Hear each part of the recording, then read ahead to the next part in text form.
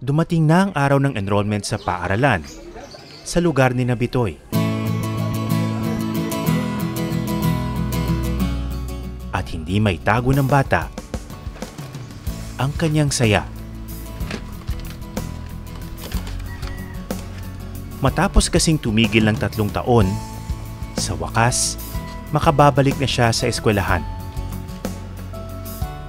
Para lalong ganahan ng bata, binigyan namin siya ng bagong gamit.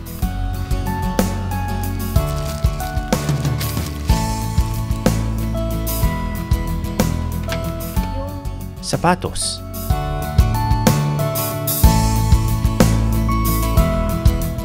At uniform.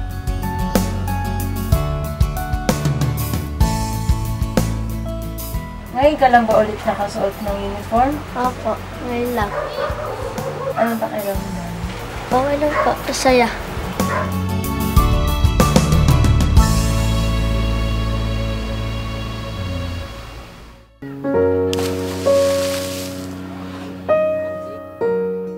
Samantala, matapos ang mahaba-habang pangungumbinsi ng kanyang pamilya, pumayag na rin si Cholo na mag-enroll sa darating na pasukan. Siyempre, niregaluhan din namin siya ng mga bagong gamit pang-eskwela.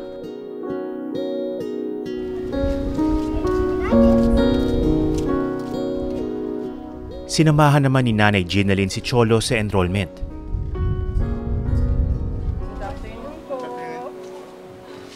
Dahil tumigil ng 1 taon, uulit ng grade 7 ng bata sa darating na pasukan.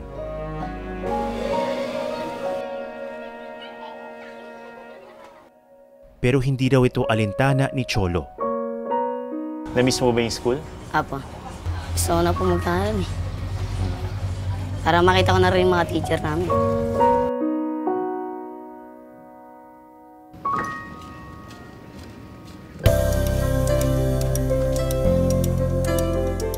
Kasama naman ni Bitoy ang kanyang tita Gloria sa pag-e-enroll.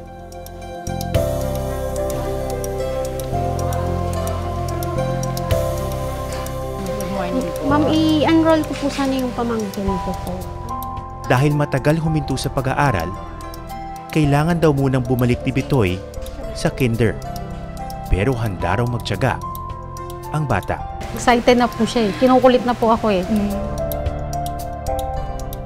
Masayang-masaya po ako kasi nanay po ako eh. Gusto ko po makita din siya maging maayos.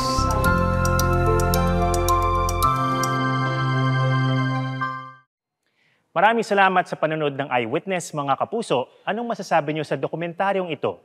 I-comment na yan at mag-subscribe sa YouTube channel ng GMA Public Affairs.